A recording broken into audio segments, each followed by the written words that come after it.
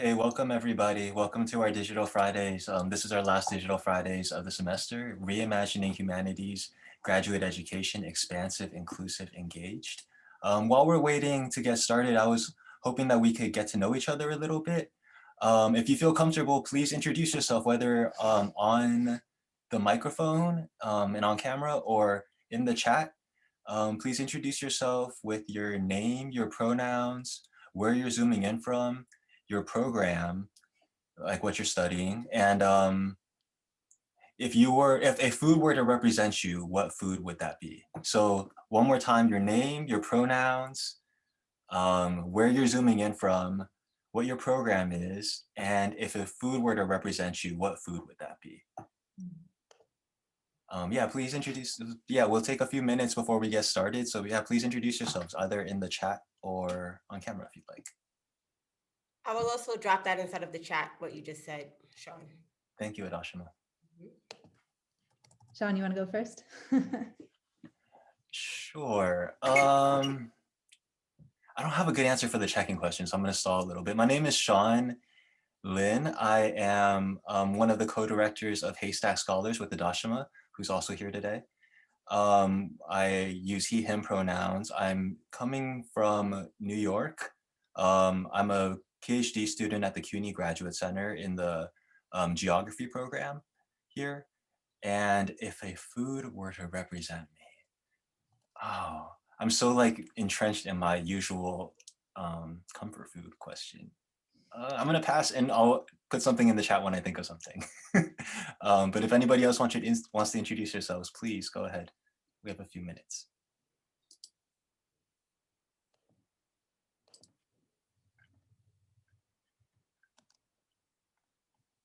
Well, I'm Katina Rogers. I'm excited to be talking with you all today and really excited to talk with Sam. I am zooming in from Brooklyn. I use she, her pronouns. And at least this week, I feel like the food that best represents me is a cup of coffee. May not be the only person who feels that way at the end of the semester. Hello, I'm Jihan Tekai, and I'm a PhD candidate in anthropology. My pronouns are she, and I originally come from Turkey, but I'm living in the Bronx right now. A food that represents me is probably tea.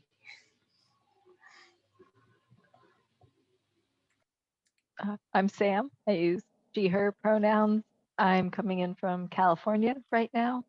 And for my food, I would pick maybe a ghost chili or a habanero pepper. I don't know, something really spicy because I love spicy food. And also I have like an ego about it, like very proud of the fact that I can eat very spicy food. Maybe we have time for one more before we can get started.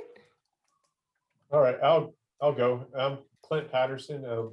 Coming in from, I guess, he and him pronouns. I'm coming in from Texas A&M University, and I have a little 4-year-old. And every Friday we always watch a Disney movie or a little cartoon movie with pizza. So I'll say pizza today.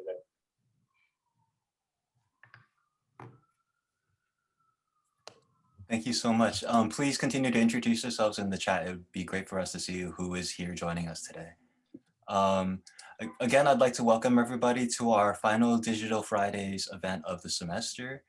Today's event is titled Reimagining Humanities Graduate Education, Expansive, Inclusive, Engaged. Today's event is an interview that's led by Sam Risak, interviewing Katina Rogers. Sam Risak is a Creative Writing MFA candidate at Chapman University, where she recently earned an MA in English and a Digital Environmental Humanities thesis that looked at how myth functions as a response to environmental uncertainty. She is the editorial assistant for interviews at Craft Literary, as well as a reviewer for Tab, a journal in poetry and poetics.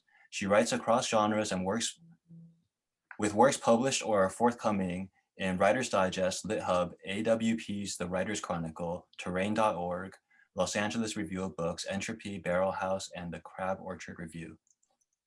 Katina Rogers is co-director of the Futures Initiative and the CUNY Humanities Alliance at the Graduate Center, City University of New York, and director of Program and Administration for HASTAC, the online scholarly network. She researches and writes about higher education reform, including scholarly communication practices, professionalization and career development, public scholarship, and advocacy for fair labor practices. She holds a PhD in comparative literature from the University of Colorado at Boulder. Without further ado, I'm just going to turn it over to Sam and Katina, and so we have as much time as possible. Take us away, Sam. Well, thank you everyone for joining in today. I'm very excited to talk to Katina and hopefully hear all your questions at the end too. So the first question, in the preface of putting the Humanities PhD to work, you talk about the countless occasions you've had to see the way that the lens of perpetual crisis is both lamented and in some ways revered in the humanities. I've never heard anyone point out how this crisis is revered, although it's a phenomenon that I've definitely witnessed. And I was wondering if you talk about what you thought the reason behind this was. Do you think that we sort of frame the humanities this way so that the individuals who find success in the discipline are afforded more prestige? Or is it sort of a call to action, kind of like how we label an animal like an endangered species? And in either case, do you think that such a framework is at all useful? Thank you for that question, Sam. That's such an interesting one, and it's not one that anybody has asked me. I've been talking to lots of folks, and it's been really informative for me to hear the ways that the book both resonates and the questions that it surfaces. This is something like the question of how and why crisis is so prevalent in how we talk about the humanities. It was something that I really puzzled over as a grad student. And I think that I would lean toward, of the options that you present, I think I would lean toward the former, that there's something that feels like a bit of a movement toward prestige when something is under threat. I don't see it so much as a call to action, because I think that there have been lots of ways in which action has been possible around graduate education reform, particularly around labor practices.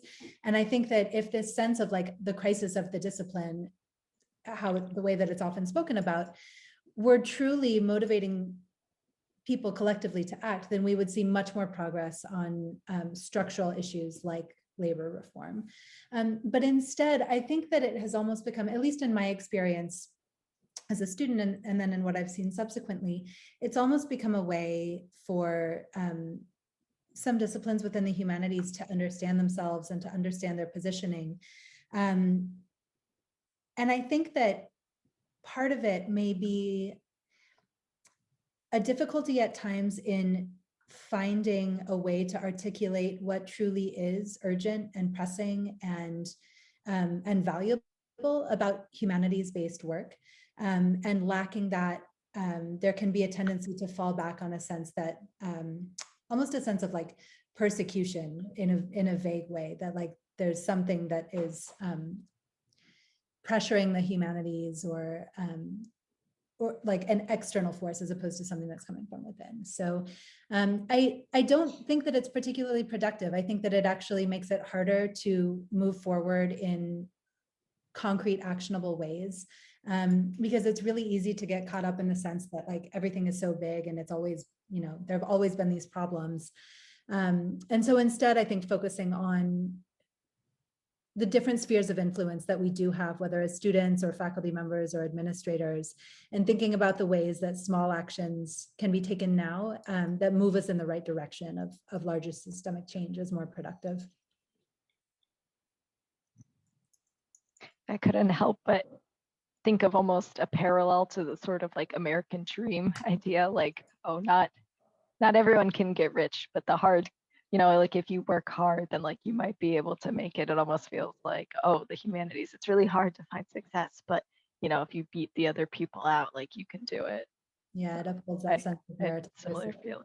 Yeah. Mm-hmm.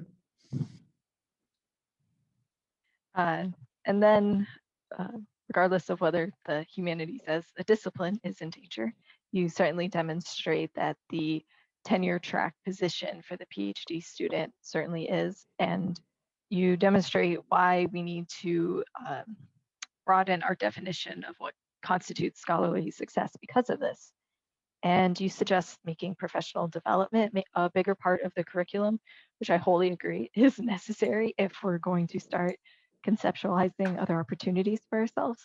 I just wonder, maybe pause at the language itself of professionalism, because a lot of us do turn to the academy because it at least appears to offer distance between us and some of the racist and classist and sexist, and the list kind of goes on, practices that are used in the business world. And I just wonder if you worry at all that incorporating more of it into the classroom might alienate some students, or encourage other students to assimilate to these practices that don't necessarily have their best interests in mind. Well, I appreciate the question. I'm not sure the academy is better, to be honest. I mean, I think that the academy aspires to be better in many ways, but there's often a lack of self-reflection. We've had all kinds of critical studies programs for decades, whether in ethnic studies or gender studies or area studies. And yet the kinds of gender bias and racial bias that we see in hiring and in tenure and promotion is not getting any better. It's barely, the needle is barely moving. And so I think that in some ways there's an illusion within the academy that this life of the mind is somehow set aside from the other pressures within other social spaces or career-based spaces. So I'm not sure that is so much the challenge. I do think that there is, there's a lot of rhetoric and real pressure within universities now to adopt a sort of neoliberal stance that places market values ahead of values around intellectual engagement. And I do think that that's something really important to resist. I think that, the reason that somebody goes to grad school, the reason I went to grad school, the reason probably many of you who are students are in grad school is because of a drive of curiosity and a desire to dig deeper and to have that kind of intellectual inquiry. So definitely that's an important thing to maintain front and center. But I think it's also just as important to start to see more clearly that a faculty career is a job, and that job is not separate from the capitalist structures that are, that other types of career pathways are based in. And I think that, having too much separation between those different types of professionalism is one of the ways that people can end up getting exploited within, especially within adjunct faculty positions, because there's this sense that if you just really love teaching enough, then you'll do it anyway, regardless of what the wages are, regardless of what the benefits are. And I think that that's a very insidious play on a sense of vocation and calling that really doesn't serve students, and it doesn't serve the academy. So I think that, I don't think that there should be a kind of a one-to-one match of what kind of career a person is going towards and the skills that need to be stamped onto that person in order for them to be able to move forward. I think that kind of machinery feels off and disconnected from what we hope that graduate school can be. But I do think that having a broader and deeper sense of why is it that we're doing what we're doing, and what might the importance be in lots of different spaces. I think that connects immediately to skills within professional development, being able to articulate a value, being able to, ask thoughtful questions and present your work in thoughtful ways. Those skills will be a part of that process, but it doesn't have to be something that feels completely disconnected from the intellectual exercise. At least I hope it doesn't. Do you think in some ways it can almost be more harmful the way that the academy presents itself as separate from this capitalistic framework? Yeah, I really do, because it makes it hard to critique it. And it makes it easy to exploit people within it, I think. So I think that in general, one thing that I would really like to see is more transparency about systems and practices all the way through, from the time that someone is in kind of entering higher ed spaces, whether as a community college student or an undergrad, all the way through, just making things clearer, pulling back the curtain and talking more about what does it look like to be a faculty member? What are the pieces that people don't necessarily see outside of teaching and research?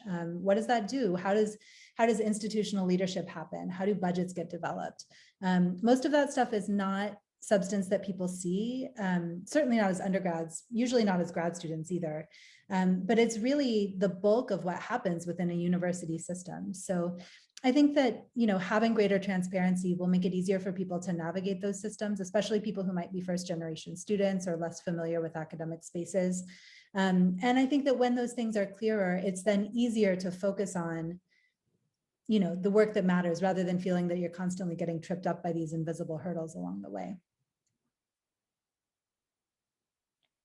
As a creative writing major, that's definitely a discipline where everyone always says it's like, oh, you do it because you love it. You can't do it for the money. And it's like, well, you still have to be able to live if you are going to do what you love. So I appreciate you saying that. And I am someone who did not grow up familiar or around the culture of higher education. And I do experience dissonance a lot of times with some of academia's more exclusive language and practices. And because of this, I really appreciated how in your book, you stress the importance of connecting scholarly research to outside communities. And especially right now with the rise of misinformation and just general anxiety that everyone is feeling regarding the period that we're living in, it feels like this is more important than ever.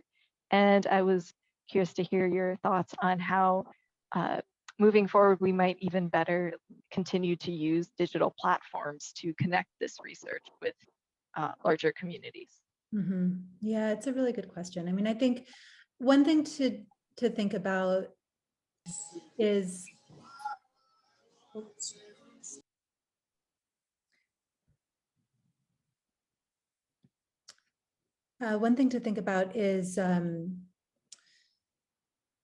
what is meant by like inside and outside, and what is seen as being a productive form of knowledge. I think that often there's a sense like you hear a lot about like tensions between town and gown, and I think one of the reasons that those kinds of tensions can become present is because of this sense of a clear delineation between like this is inside the university and this is outside. I think that in university systems like CUNY, where I'm based, it's much harder to try and draw those kinds of lines. Our system has 500,000 students in it. Half of them are degree seeking and half are in approaching it in a continuing ed, like course at a time way. But the students are also, they come and they take their classes and then they go and work their jobs. They care for family members. They're engaging in the spaces of New York City in so many different ways. And so this sense of like communities inside and communities outside becomes less clear. And what I've been finding is that, first of all, like letting students take the lead on what their existing commitments are, and finding ways that like the research interests that they have can amplify what those commitments are able to do, what they're able to accomplish in their goals, whether those goals are related to a particular community they grew up as a part of, or something that they do as part of their work. When there's alignment between research and other commitments, I think that it makes it much easier for there to be a sense of give and take between a more like academic language and different kinds of knowledges that are being produced within other communities that are outside of the formal higher ed space. I think that digital work can really be powerful. And I think we've seen some of that in the last year as everything has shifted online. I mean, even to be able to do something like this and to have people from so many different institutions be able to join us for an hour of your afternoon it's really great. And I think that what I've been seeing is when a program is able to think about a digital space from the beginning, as opposed to thinking that there's like a digital equivalence of an online space, of an in-person space. Like if you're trying to replicate something that you would do in person on a screen, that doesn't tend to create the kinds of real and rich communities that you might be looking for. But I think that when something is driven by an organic need and that a digital space serves that need, then I think you have a real potential for networked engagement and for real community that might be hard to foster otherwise. So yeah, I absolutely think that that's possible. I mean, I think that most of the harder challenges are social challenges, and those challenges persist no matter what platform we're talking about. But I think that it certainly can make certain kinds of connections more possible. Absolutely. And in your book, you do reference a few researchers who put their work online, and they have great success in getting it out there to audiences. But I was wondering what your advice was for younger scholars. If we post our work online, we probably, or we may not have the same platform. And if we don't submit to journals that have a sort of built-in audience, it can be hard to find readers who are outside of our personal communities. So what are your ideas for how can we challenge like what is a very exclusive publishing model, but not sacrifice or jeopardize our own future as scholars? Yeah, sure. It's, I mean, it's definitely a pressing question, especially because those the questions around prestige and credentialing are so significant in higher ed that it's true, like the stakes feel very high, and they often are very high. I think that in terms of cultivating a platform and an audience, one way to get started is to tap into existing infrastructure. So rather than, creating a brand new Twitter account and trying to build up followers from scratch or something like that to be able to share your work in an engaging way, you might try something that is in a more intermediate space between social media and higher ed. So something like Humanities Commons, which was developed by the MLA, and where there are people from a range of disciplinary spaces who share their work. There's an online repository there. Where everything is. Humanities Commons can be a good one. I help to administer a network called HASTAC, which is also a good place to get started. HASTAC has 18,000 members, and it's a very collaborative and generative space. It's a space where people are testing out ideas around their teaching and around their research. They don't, necessarily know one another going into it, but it's a place where you can anticipate that if you post a blog post, you are going to have some readership. You're not going to have aggressive or trolling commenters.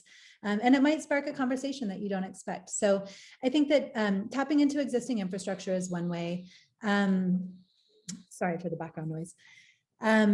The other thing is, I think that you can use social media and online spaces as a listening tool, even before you're using them as a presentation tool. So when I first got on Twitter, which was probably 2010 or so, I didn't post very much. And it was really a way for me to listen in on different conversations that I was curious about.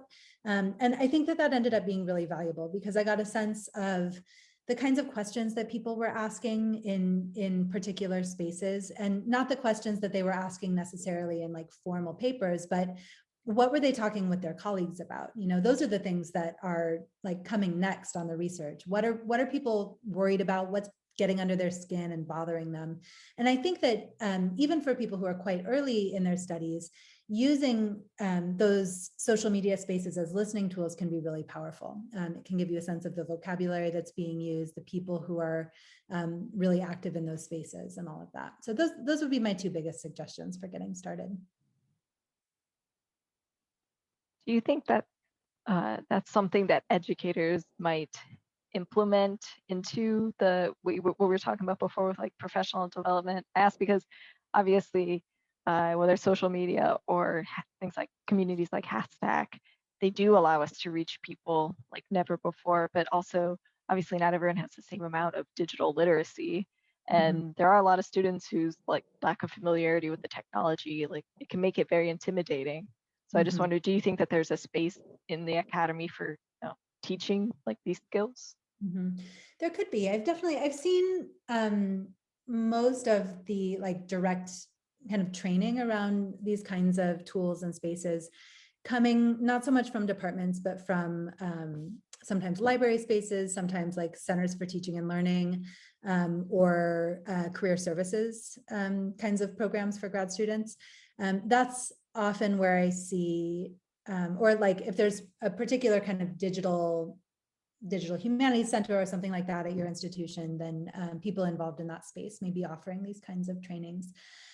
I think it's the kind of thing where it's rather than starting with the skill and then moving toward the like what you can do with it, I think that it ends up being much more productive to kind of pursue a question and let that inquiry guide you into the way that you think is most useful to learn about it. So trying to learn a skill kind of for the skill's sake will carry you only so far. But if you have something that you're trying to accomplish, whether it's, with social media or, learning to code or learning about data visualization or learning a video editing tool, something like that. If you're trying to do something with it, it's much more motivating to figure those pieces out. And so I don't know how much the uptake would be if at the beginning of, arriving in a grad program, if there was like an intro to public engagement type of course. I feel like there might be some real resistance to that, and maybe for good reason. I mean, I think until there's a sense of a project or a question that feels natural within, it can feel a little bit disconnected from the actual like intellectual work that someone wants to do. Yeah, I can definitely say I feel like social media is such a buzzword, but you don't actually know what you're supposed to be doing it on there. It doesn't help. But I only have one more long question because I thought we would have the last half hour or so for to open it up. So I do just want to end on a positive note and note that inclusion and accessibility are obviously at the heart of the education model that you endorse, and to acquire either really requires us to move from a less individualistic mindset and a more collective one. And whether it's in regards to climate change or racial injustice, or even just a willingness to participate in a group project, this is a change that I've definitely witnessed in both my classmates and the students that I teach at university. And I don't think that I am unique in this. And I also believe that the visibility that digital platforms allow communities to get has a big role to play. And I was just wondering if you would talk a little bit about your own experience and if you've witnessed a similar shift amongst your colleagues, and if you've seen that in students as well, growing towards moving towards wanting to work together more in collective action. Sure. I mean, if anything, and I feel like this may be a little bit unique for me again because of the kind of place that CUNY is, but I feel like the students that I've had the privilege to work with have really pushed me in that direction. And in fact, I hope that some folks will speak up during the Q&A about some of their experiences, but Sean, for instance, who you heard from earlier, has so much more organizing experience than I have, and so much, such a deeper and grounded sense of what collective action can look like and what mutual support can look like. I've learned a lot from Sean and from other students like Sean, and I think that CUNY tends to be quite an attractive space to people who have those kinds of commitments coming in, and it really informs the study that people are doing. It informs the intellectual work, it informs the ways that people want to work together, and that's not universally true, but I think the combination of the kinds of people who tend often to be at CUNY and then the kinds of work that our program, the Futures Initiative, is trying to do means that we have this this really collaborative and horizontal distributed leadership structure that it might be a little bit idealistic to frame it in that way. It's not quite it doesn't happen quite as organically as we might always hope that it does, but it's certainly something that we aspire to. And I think that what we have been seeing is that so I came to the Futures Initiative in 2014. It was started by Kathy Davidson. She continues to work with the program as founding director. And the way that that Kathy had envisioned this program and the way that we've structured it since then has been within, like, there have been these pockets of peer mentorship and support. And I think that that's really been at the heart of what the Futures Initiative has stood for. We initially maybe saw that happening in one or two spaces. And what I've seen over the last 7 years is that it's become this almost like interconnecting snowball of layers of peer and near peer support. And it's really, really great to see. So yeah, I do definitely see a lot of interest around that. But I don't know if the bigger change is among students or just in me actually, and what I'm noticing around me.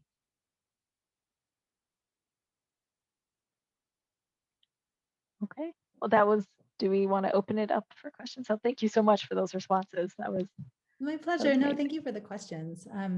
And yeah, maybe as like a point of transition, I don't know if any of the FI fellows want to say anything about like the model that we use at the Futures Initiative, or how you see points of connection between like your studies and some of the structural questions that we've been talking about. I know this is supposed to be questions to me. It's probably not fair for me to ask questions to other people, but I would love to hear from any of you if you want to speak.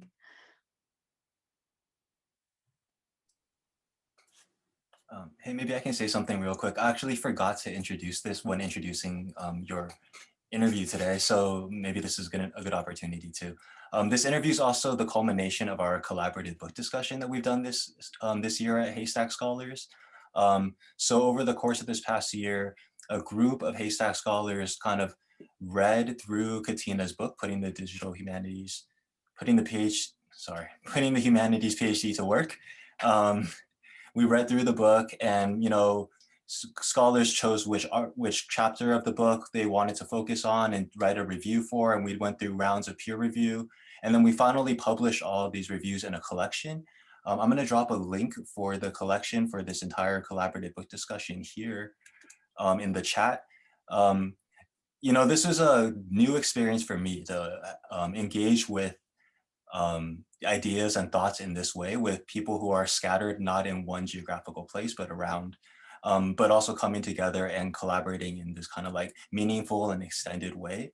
I'm curious, I think we have at least maybe one or two people who took part in the collaborative book discussion who I'd love to hear from too, in terms of what your experience was like in reading Dr. Rogers, in reading Katina's book, or in participating in this kind of like cyber collaborative discussion space.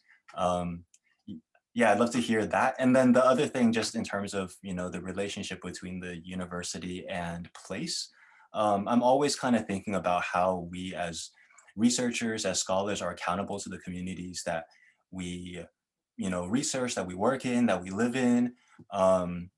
And I think that there's so many ways that we can practice that community. And one of the ways that I've been really thinking about now, as a graduate student, is, how can I learn skills that are helpful for the communities that I'm working in? So when I'm doing research, it's not just I am observing a community or observing a place and trying to like take something from it, but how can I contribute to create the type of democratic spaces, the type of, I'm an abolitionist, so like how do we build the type of abolitionist spaces that we envision? So, I think that CUNY has been a really great space in terms of fostering a lot of these types of ideas and collaborative projects. But yeah, I'm really curious to hear from the HASTAC scholars who have maybe participated in the book discussion or elsewhere, like how these types of spaces have gone for you.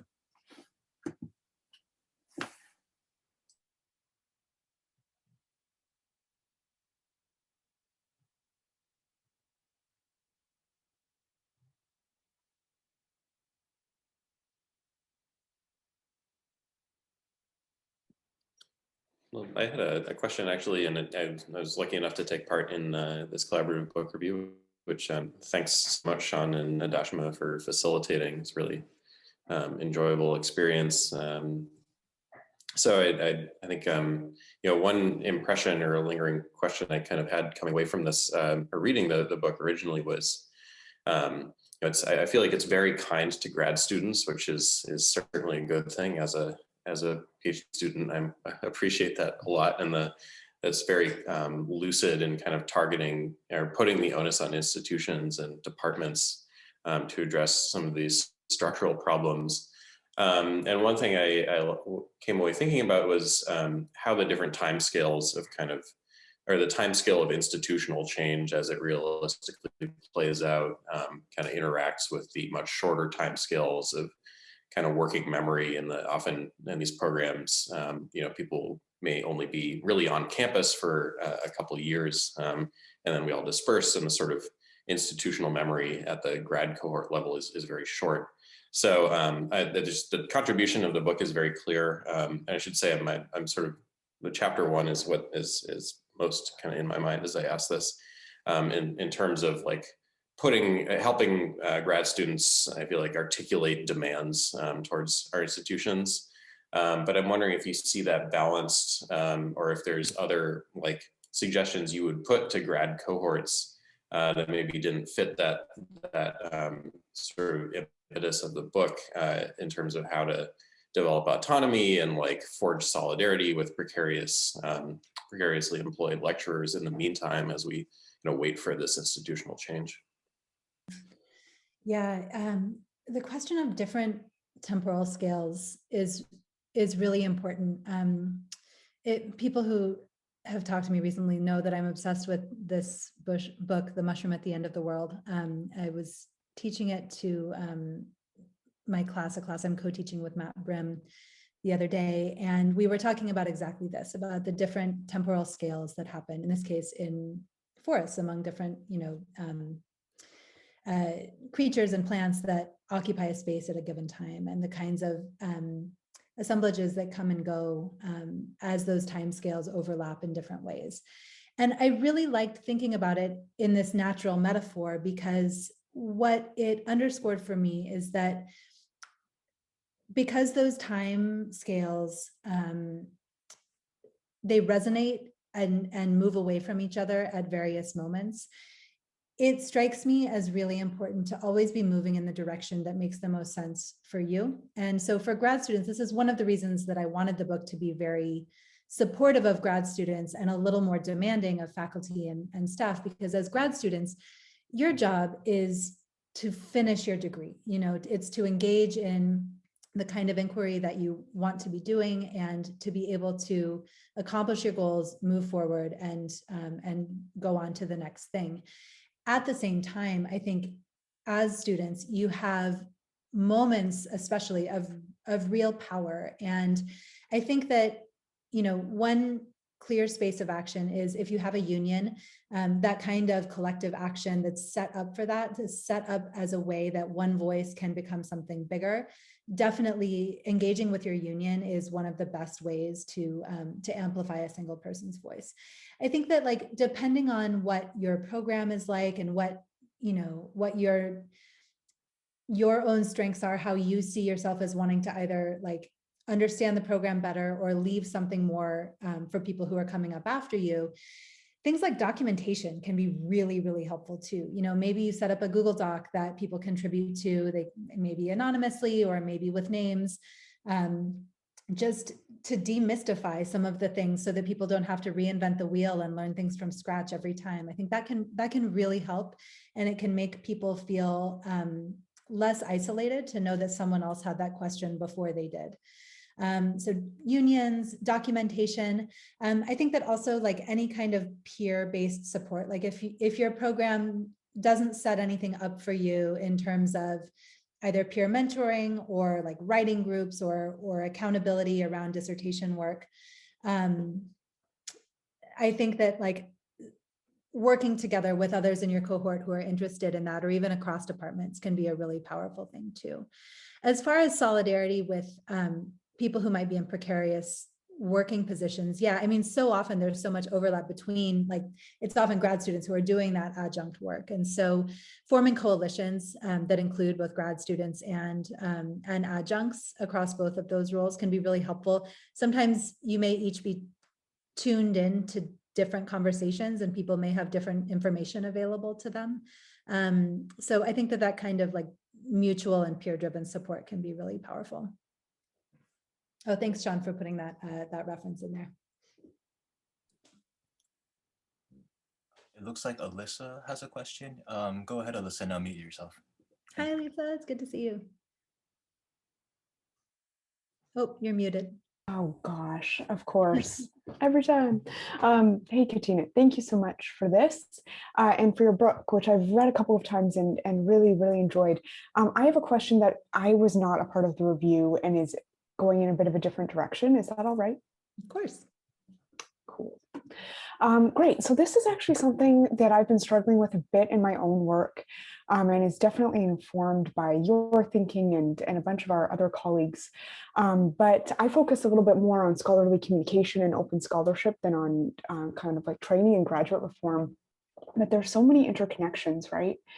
And in my own work, I'm really advocating for more public work, for moving away from like conventional and traditional scholarly publishing, which I don't think is fit for purpose and I think is exclusionary and all of these sorts of things.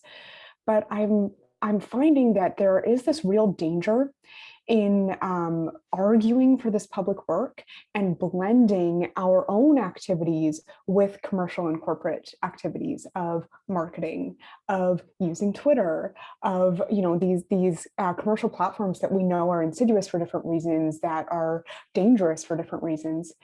And so this is kind of my $100 question for you, Katina, which I hope you forgive me for, which is whether you have, or you can help me think of a values-based approach to opening up the university that doesn't get co-opted or eclipsed by the commercial world, even though we know that not everyone is staying in the university forever and that people are going to be trained in colleges and universities and move into lots of different spaces.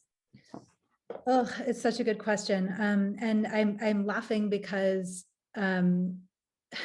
because of my own frustration around this question, actually, where with HASTAC, this was one of the reasons that HASTAC was founded when it was in like 2002 or 2003, was to have a space that was set apart where data was used in ways that was careful and private and not sold, and it's not sustainable. I mean, we're in conversations right now with HASTAC leadership about what to do with the website in its longer term future, because as things like, cyber attacks and just massive, amounts of kind of spam user requests and that kind of thing are coming to the site, it's becoming, the overhead cost for us to maintain the site is becoming harder and harder to do. And it's so much easier for us to turn to commercial platforms.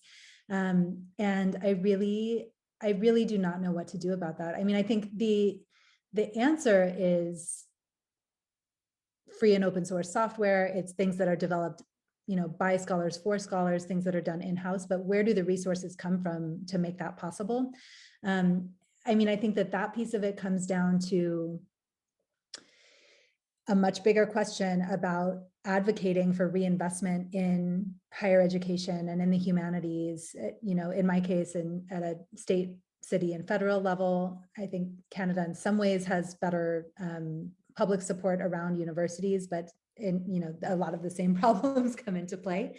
But yeah, I mean, I think without a sense of higher education being something that is a public good, that's not only for, that's not held apart as something that's elitist, but that's something that's seen as contributing to the fabric of society. Without that, we're not going to see, monetary investment in our institutions, and it makes it impossible to build the kind of infrastructure that we need. I mean, I think the other piece of it on a shorter term scale, because that's a really big goal that's not likely to be, speaking of different kinds of timescales, like that's a very long-term goal.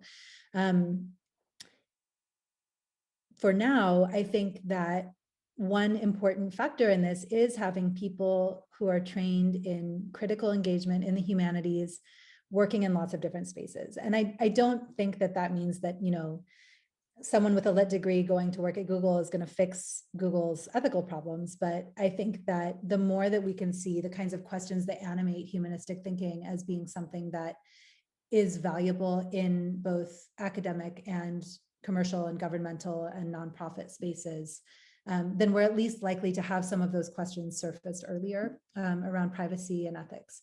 But I don't know that it's solvable problem.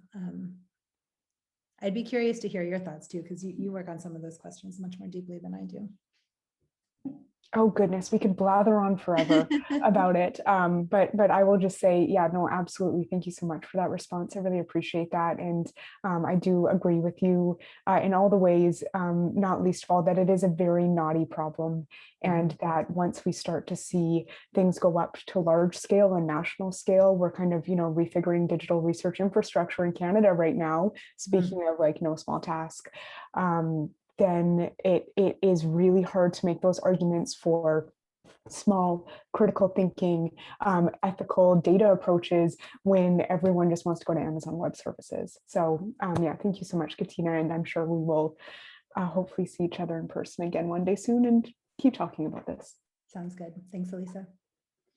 So I'll share a little bit of colleague passed along the invitation. So this is my very first time to join, become familiar with your book. I think it's one of those that I want to read some of the commentaries by, or I guess the reviews, but it also seems really timely in many ways. So I appreciate, and so this is more, I think, to affirm work that is going on in dialogue and discussions, but also just from kind of maybe from an outsider. I do have a humanities background, but I now work at a Center for Teaching and Learning, like what you mentioned. And, we very much see, at least on my team here, as institutional educational change agents. And, how do we make some of these, how do we go into these spaces and community where traditionally we've just been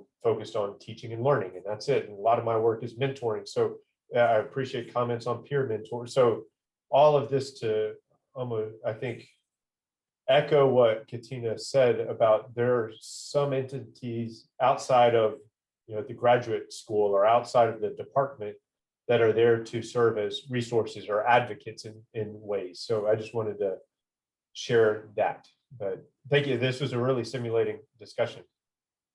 Thank you for that comment. And yeah, I mean, one of the things that I've been really struck by as an administrator is how much of my work is teaching adjacent, even though until this semester I hadn't been in the classroom for a really long time. And so the kinds of pedagogical strategies and approaches that something like a Center for Teaching and Learning is talking about, like, I think that part of this question is also a matter of reinvesting in teaching and in seeing a breadth in teaching that is more than just in classroom spaces. I really appreciate that.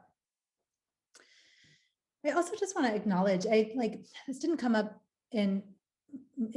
much in the conversation so far, but I want to acknowledge that we're in a really difficult time. And for those of you who are grad students right now, I mean, graduate school is always hard, and right now it is just on a different level. And I want to recognize like the many personal challenges that people are going through, the ways that universities have really missed an opportunity, I think, to do the right thing by students in many cases. Some have stepped up, but it's hard. It's hard to see all of the ways that the past year has unfolded, and to know that,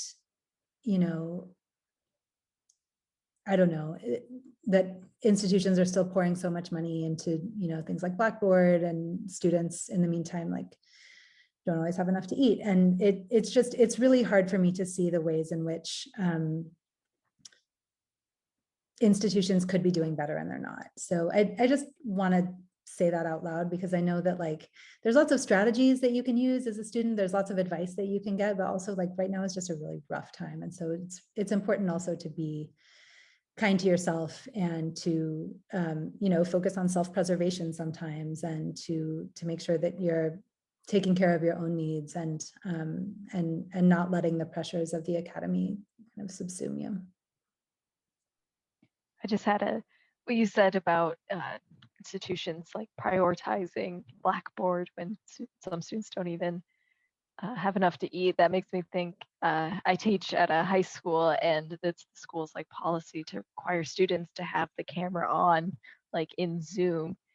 I know, and as someone, I did not have internet when I grew up, like, and I was very ashamed of it. You know, I didn't even want to go to the library to be seen not having internet, to like use the internet there. And the fact that as a teacher, I'm expected to, for students who, some of them, it's clear that they have all like, you know, if their families are loud in the background or they're ashamed of where they are, or maybe it's not even safe where they are totally. And to just like force that intrusion into students' houses, yeah, it doesn't sit right. Yeah, I agree. There was an op-ed that came out early in the pandemic about like what the specific space of a classroom does and can do that I thought was really wonderful in thinking about that. Not that a classroom, you know, flattens all inequities, not at all, but there's something about, you know, coming together in a physical space where a student can choose in some cases what to share about themselves, what not to. Not everything, you know, there's assumptions and things that people make based on appearance and mode of speech and that kind of thing. But people's homes are really private. And I think that, yeah, those policies that, I mean, we're not often, as an institution, we're not often applying the kind of critical lens that we apply to our subject matter to our own practices, and thinking about like, what are the unintended consequences of this thing that seems like a policy just to have students be more engaged. Like it's not a good policy, but it was usually put in place with good intentions, or at least neutral intentions. Yeah, I really hear you. Yeah, proctoring software too. It's like the academy has to resist this, like these efforts towards greater surveillance of students and trust students more instead, you know. I've been, while I'm plugging random books, I've been reading this book called Emergent Strategy. I can't see my own camera, but by Adrienne Mari Brown. And one of my students recommended it to me, and I am loving it so much because it focuses on, number one, depth instead of breadth, and not trying to get so caught up in changing everything all at once that you sort of lose a sense of perspective on like what is within your ability to change, and instead thinking about, you know, developing depth of relationships and thinking about the ways in which she talks a lot about, rather than scaling up, instead about thinking about fractal modes of influence, where something is the same, appears the same, no matter what scale you're looking at it. If it's a tiny, tiny scale, it's still the same spiral as if you're looking at, you know, a galaxy. And I thought that that was really beautiful and a really compelling way to think about it, because rather than feeling like, okay, we're doing this thing like this, now we have to figure out a way for it to reach every student on campus.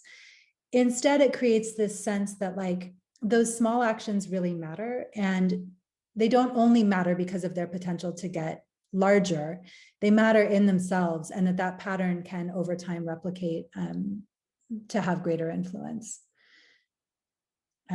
Anyway, I've been finding it really compelling. She also talks about mushrooms, so that's an added bonus for me. I'm reading everybody's comments in the chat. Yeah, these are all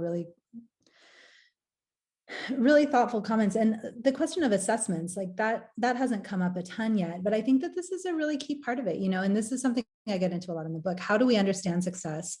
That includes both like, how do we evaluate students in terms of exams and seminar papers and all of that, but also how are we evaluating people for tenure? You know, what are we looking for in accepting students? All of those are indicators of like what we collectively consider to be good and valuable scholarship. And so I think thinking critically about what those assessments look like and what implicit values they might be surfacing that are not intended is a really important place to start.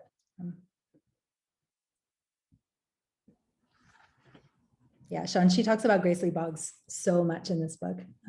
It seems like she was one of her mentors. I just wanted to partly plug another book that I've been reading, but also ask about, you talk about the problem of love in the book, and I've been reading alongside, at the same time, I've been sort of going back and forth between Emergent Strategy and Work Won't Love You Back by Sarah Jaffe, I think is how she says her last name, that came out recently. And I was wondering, what do you think we do about the problem of love in the academy, and the fact that like many of us really do genuinely have this like love for our work, whether that's teaching or research or like whatever part of it that we love and does keep us coming back. She has a whole chapter in the book about academia that I haven't gotten to yet, but anyway, I was wondering like how your thoughts around that have been evolving as you've been talking about the book. I mean, I think separating out the question of like why we care about what we do and what motivates us and inspires us from the fact that this is work, and being able to talk about both of those registers and move between them, it seems really important to be able to do that. I mean, I think I hadn't known the phrase vocational awe when I wrote the book, but that's the thing, right? This sense that like, because there is a sense of this being your calling and the thing that you love to do, that you lose sight of the other material needs that you may have. And so I think that it's really a question of keeping those things in balance, of, you know, having checkpoints for yourself about like whether something is continuing to be sustaining, or if, you know, you've become so focused on that thing that was once sustaining that you've kind of lost sight of the ways in which other things are now eating away at you. Because I think it's,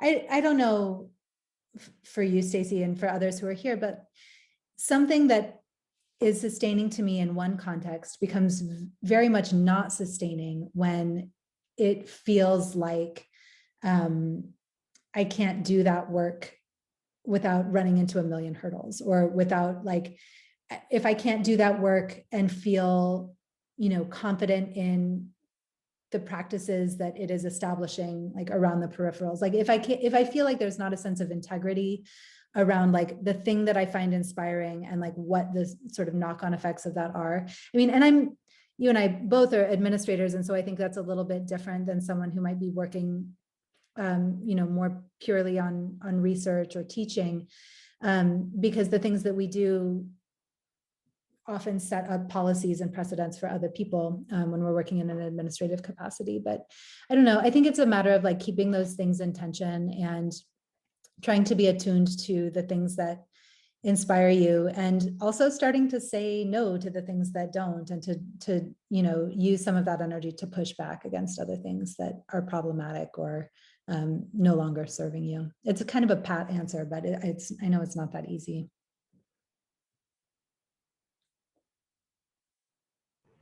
Yeah, thank you. I think you're right. I just put in the chat, you know, I think it's also really important to like have time for that sort of thinking, and make time for the things that really inspire you and keep you in the work as well. So yeah, thank you. As we're leaving, maybe I'll ask everybody as an exit ticket to jot down in the chat one thing that you plan to do this weekend, maybe that brings you delight or joy. It can be something related to a project you're working on, or just, you know, getting outside and seeing some flowers. For me, it's my mom is here. Can I put you on camera, Mom? Oh, sure. My mom is here visiting. Hi. And so we're going to be spending time with my mom, my two little kids. We're going to go pick them up from school right after this. And yeah, and so that kind of thing, you know, finding the ways in which my work doesn't overtake those possibilities for family and time together is really important to me. So yeah, I would love it if people want to jot down one thing that's going to bring you joy this weekend. These are all really great to see. Going for a run without a stroller. It'll feel so good at Ashima. Quilts, hiking, gardening, self-reflection. These are great, everybody. Oh, it's so good to see other family visiting too. It's been a long time. And congrats on 3-month-old. That's you must be very busy. This is great. In my work, I've been trying to really start moving towards abundance and joy. So I'm really glad to end on this note.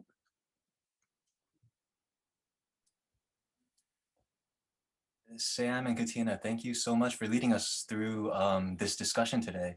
I was wondering if you had any final thoughts or comments, or if you also would like to share how folks can continue to stay in contact with you, whether it be like a social media follow or wherever folks can continue to stay in contact with you and your work. But yeah, please, if you have any final thoughts, takeaway questions, or how to keep up with you. Well, I just put my Twitter handle and my email address in the chat. You're always welcome to be in touch with me. And yeah, no final thoughts, just thank you. Thank you all for spending time with us on a Friday afternoon. Thank you, Sam, for all of the time and reflection you've put into the book and these questions. And thank you, Sean and Adashima and all of the FI fellows for helping to make this possible, all the work that goes into it. Thank you so much, everybody. Yeah, I also just wanted to say thank you. It was honestly reading the book, putting the Humanities PhD to work. It was definitely one of those experiences that I needed to have, especially having defended a thesis, a digital humanities thesis, during a period that was remote, and it went very different than expected. This book just made me feel very seen, and I was very happy to be able to discuss it with you and also hear from other people's thoughts on the book. So I put my Twitter handle in the chat as well. So thank you. Thank you so much, everybody. And this session is being recorded. I actually do have a saved version of this one, so this talk will also be able to be viewable and shared in the near future. But thank you, everybody. I hope you all have a great weekend. We'll see you soon. Thanks, everyone.